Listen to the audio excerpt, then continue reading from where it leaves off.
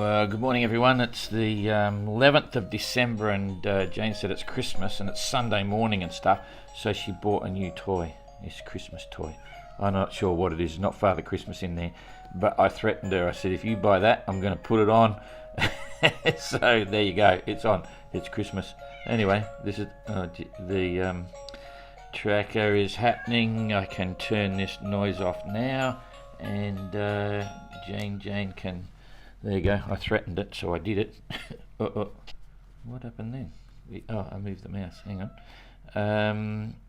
Okay, that's distracted me suitably this morning. So, okay, looking at the leaderboard, we've got Simon managed 130 miles, 130 miles in 24 hours, and Kirsten 168 nautical miles in, hang on a sec, 168 nautical miles yesterday, so she actually took a bit out of Simon, although they're on a different track. And then Abelish is doing 140 nautical miles, 98 for Michael Goog, 130 for Jeremy, and 98 for Ian Herbert Jones, 85 for Elliot Smith, and 49 for Guy Waits. So he's having a few challenges there, and we'll get into that right now because he's been pushed a little bit north. So let's just pick this up here. Okay, and we'll see what's going on here. The cat's going nuts. Jesus. Jane. Oh, Jane's gone. So okay. So you can see here this southeasterly has just pushed him way north. He's going right away from Cape Town. So there was a few people looking at the ETA. Now we've moved his tracker up to 1 hourly, so you can follow that through. And basically, you can see pretty much self-explanatory. This is what happens if you get there, but he'll at least run out of this breeze as we go forward. If we come forward, that's late tonight. He's still going to be pushing up here, and then about 4 o'clock in the morning, he's going to run out of breeze. He'll be here, so he's within range to motor, and he's going to Chichester class, so he can actually top up again when he gets into Cape Town. So let's just see how far out he is right now. Right at the moment, he's 88 miles away. So when we get to this point, which was early hours of tomorrow morning, he's going to be 70 miles. Yeah, he's not likely to motor there. I'm not sure. He could do. He's got plenty of fuel. So we'll have to wait and see what happens. But he'll get a light headwind then. He'll be able to come around. So that's his relative distance. And this is 4 o'clock tomorrow morning. On the 12th, let's go to, that's tomorrow night. The wind's going to swing around, so I doubt whether he'll make it by tomorrow night. He's been doing only 3 knots, but he's just going slow because he's doing 2.9 knots now. This is the latest position, just dropped in. So he slowed down a bit more because he's sailing away from the mark. So if he makes 5 knots, that's 14 hours. Yeah, he still could possibly get in by tomorrow. Late tomorrow afternoon or something, but let's wait and see if we go through a little bit more. Yeah, he's got a favourable breeze, but very light wind strength. Favourable wind direction, but very light. So I would suggest he's going to be in very late tomorrow at that lot. And yeah, there's a fair bit of breeze there. It's in the 25 to 30 knot forecast, gusting a bit higher. So we'll update you again tomorrow morning on Guy's position, and we'll see how it goes. So just coming back here to see where Arnaud is. He should be about a day away, maybe, when I find him. Here he comes. Okay, yeah, so he's getting close. He's still still a fair, he's going to be somewhere in the next day or so, depending on his ability to keep the boat moving. He's doing 3.3 knots, maybe sleeping in Sunday morning, who knows. But he's dragging a few barnacles as well. And he's in the trade, so we know he's going to get the same wind direction and strength probably for all of tomorrow, and he'll be happy to get there for sure. Okay, so we're off to the rest of the fleet here now. And okay, so pretty much as we forecast again yesterday, Elliot's doing 5.6 knots, with a southerly breeze. That's quite nice. Ian, the wind's backing off. He's making 6 knots. He did send us a message yesterday. He was in this front and it was picking up. He wanted to know what was going to happen to it, and we explained it's not going to get any worse. I think he would have been getting anywhere between 30 and 40 knots in gusts. So, but he was hanging on quite well. He wasn't concerned. He was just thinking, oh, is it building? Because he had a big pressure drop on his barograph and wondered whether it was going to continue. But he was right on the edge of that drop, and so all is well. And he's probably had an interesting night. So we'll look forward to getting his tweets out of here. So that's all good. Now there's some interesting stuff going on here with the zone. I'll pick it up so you can see what's happening. And we've got Jeremy now. He's only about 30 miles. He's in a northwesterly. That's probably going to be blowing, in the 30s again. A bit of a sea running, so under a bit of pressure. But he's now 30 miles out, and we'll see what happens with the weather going forward. Googs bounced the line. He knew where he was. Sadly, we got his. We had a chat on the phone. But we've left the card in the office, so we can't put the SoundCloud up until tomorrow morning. There's a burglar alarm in the office. It's a long story. Because Jane wasn't feeling too well on Friday afternoon and was back here and blah, blah, blah. Anyway, so we'll get his SoundCloud up on Monday morning first thing, but he's pretty happy at the moment. And I'm happy to see him bounce there. He knows where he is, and so he's now coming away from the line, certainly while the wind is moderate. He's been doing reasonably well, 5.4 knots there, so that's pretty cool. And then Abelish, currently he's just tailing the high pressure system behind him is catching up the centre of that high, so the wind's going to drop right off. 5.8 knots at the moment, so still making good time in the last 4 hours, but you might see him go slower as this comes across, but we'll look at the weather in a minute. Kirsten dipping south, 6.3 knots. She did a big 24-hour run yesterday, and Simon sitting on 5.5 knots in the last 24 hours. This has come up a bit for 140 miles. So his average is a little bit higher in the last 4 hours. So let's just come back here and see what the weather's going to do. We might be able to get all 4 of them here. Yes, we can. So... No, 1, 2, 3, 4, 5 of them. I'm losing track of the number of bits. Navatesh is doing really well there, sailing to windward, heading south to get a bit more breeze. Oof. So, and Jean-Luc, he's left Hobart, so that's kind of cool. But actually, Simon's, it's interesting here, assuming this is all correct. Interesting statistic now, in that if we look at the distance between Simon and Jean-Luc, it's only 1,150 miles. Now that's not bad because Jean-Luc had a big break in the last race. Okay, so I need to check all this. What it looked like is Simon's actually caught up to the general position of Mark Slats, for instance, in the last race, and maybe the rest of the fleet. So because there weren't the high degree of storms coming across here, touch wood, maybe our fleet now is catching up a little bit to the position of the 2018 fleet, so that's kind of interesting.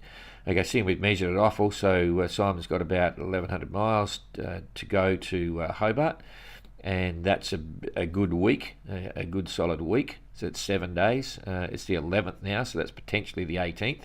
But there's always this sort of rubbish around Tassie, so 19th at the earliest. Let's wait and see. Could end up being still around about the 20th, but certainly he's getting very close to Hobart now, so that's going to be kind of interesting. And then Kirsten is about 600 or 700 miles behind, so she picked up 50 miles, and that's kind of cool. And I think Abelish has picked up a bit on Kirsten as well, or 300 miles, so he's holding about the same if we straighten it out a bit. Yeah, about 280 miles sort of behind, if you know what I mean. 300 miles distance, but 380 there, so pretty much holding his own. And Goog's still hanging in there, 600 miles, so he's doing pretty well. So that's kind of cool. Still in touch for sure. 600 miles, what'll happen is once we get around the corner, we've got to go across the Pacific side of the Southern Ocean and then the Atlantic and so on. Anything can happen here, so that's kind of interesting. Anyway, enough about those ones. Let's look at the weather moving forward. I'll pick it up one more scale. We've still got everyone just sitting on what's going on. So I'll toggle this forward, and that'll give us an impression. Oh, we can't see Jeremy.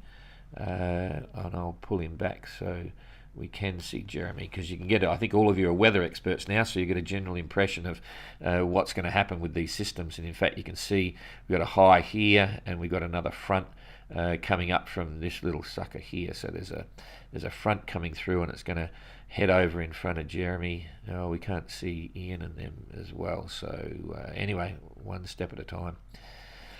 Okay, so we'll toggle this. So this is, you can see everything just starting to roll. Yeah, Jeremy's going to get this breeze, but we'll talk about that in a minute. And Goog's got the northerly building now. He's going to be in the front of this front coming through, so that's going to go over the top of him. Abelish will slow down. Looks like he's in the centre of that high. This is now 7 o'clock tonight, so it's moving quite fast. Kirsten's still sailing. Simon's going to pick up speed because he's got a good boost there. That's in the 30s, 35s, 5 metre seas, typical Southern Ocean stuff. And Kirsten may be just south enough. I think she'll get a good ride here because she's going to have breeze and it'll be moderate conditions, so she'll just stick everything up again and keep going. So Abelish is going to go slow right until the early hours of the morning. So he might, I would say Abelish is, let's say he's going to be impacted by about 8 to 12 hours. 12 hours doing 3 knots less. Could be 30. He could lose out about 30 miles over the next 24 hours to Kirsten. But I think Kirsten will probably hold her own against Simon. So that's kind of interesting. Goog's going to get some breeze here as it goes through. A bit up and down. I hope he pulls away from that line quickly, otherwise he's going to get pushed down. And this is interesting, some interesting discussions about the zone. The zone's there, it's part of the challenge of the race, and they know where they are, established it. They know there's going to be a northwesterly coming. They choose to stay close to the line, and let's see what happens there. Certainly this, if we just go back to, I'll look at the weather forecast. This isn't a weather alert situation here. I've already looked at Windy this morning. All of this is only developing around 30 knot forecast, and it'll certainly be gusting higher, to 40 knots, maybe even more than 40 knots. But we only give the weather alerts once it's forecast at 35, because then we know the gusting over to, if it's 35, it's going to be gusting 45, 50, seas building. And also we look, we can make that weather alert if the wind is less, if we think it's a really dangerous system, a really tight circle where there's going to be really confused seas and so on. But by the look of this, I think they'll be able to, nothing's overly concerning there. It is the Southern Ocean, and yes, it's tough and anything can happen, but we stick to our principles that they're in the Southern Ocean. They know that. They're watching their barograph. They're aware of how the systems work with the northwesterly preceding the southwesterly change, and this is a roll around. It's not, it's going to go, reasonably quick, but should be manageable. And they can always, we have a system, they can always contact us if they're concerned about something. We can always clarify if they ask us, which we always do. So toggling this a bit further along, so this is now the 12th at midday, so this is midday tomorrow. Kirsten gets a bit lighter, but Abelish is running through, and then here comes this big one that we're talking about, so we're going to be watching that closely. So this is 7:30 on the 13th, 2 days from now, so we're going to watch that one, and we'll see how it evolves. But yeah, you can see it's going to come over the fleet there. This is now on the 14th.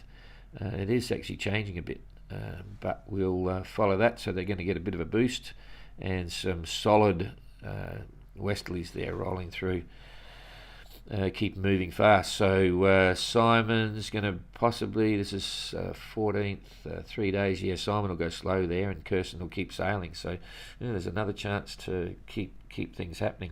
Anyway, that's the big one back here, and that's the one we're watching because you can see it's going into the blues. Before we go over to Windy to look at so that's on the 15th of December in the morning. We come back here to today's weather. We'll come back here and just have a look at what Elliot and Ian are going to be experiencing in the next day or so. So this is This is later today, running out of breeze. That's about midnight. We're now 6 o'clock in the morning, tomorrow morning. All very benign. Oh yeah, they're okay there then. So they'll be sailing again on the 13th, but it's just basically lightening off. This bump will come around ahead of them. So no big storms for them, which is cool. That's the 13th. And excuse me.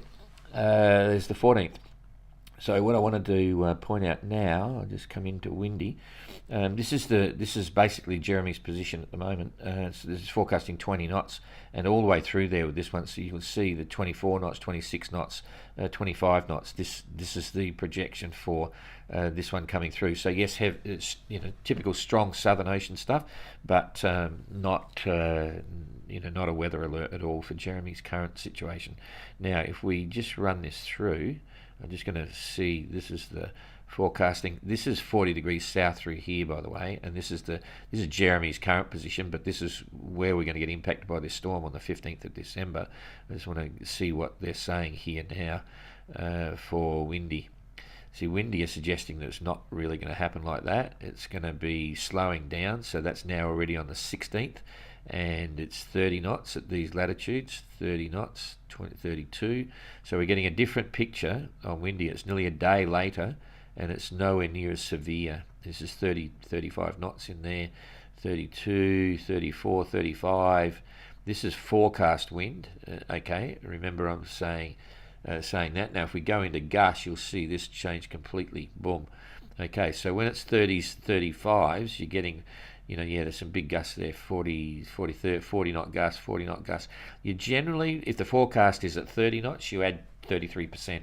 So that's another 12 knots, so 30 into 40s. So, and a lot of people don't realise that, even with weather forecasting, if you're in the city or something like that, if they're forecasting, 40 kilometre an hour winds, you can add on another third for the gusts. Okay, so always remember that one. That's a bit of a trick. And sea states, let's have a look at the sea for this one here.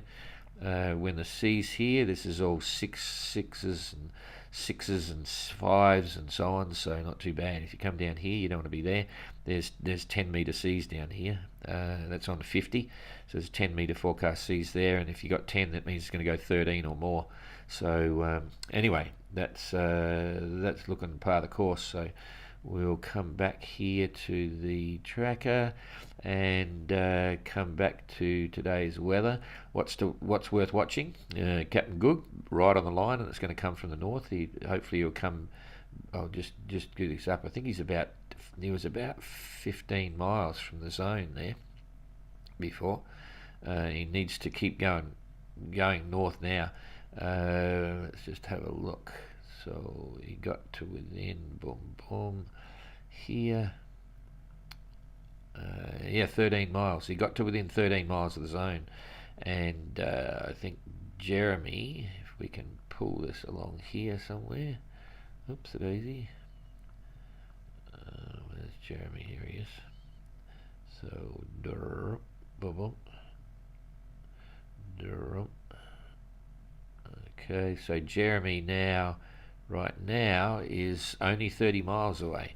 So, and he's going to have some big winds coming from the north pushing him down. So that's going to be kind of interesting. They've all got to go safe, and it's going to be a juggling act if anyone dips through the line. But certainly he knows where he is, and they make their choices. So we'll just have to keep our fingers crossed there and see how it goes. All right. So I think that's it for today. We'll see you tomorrow. Have a good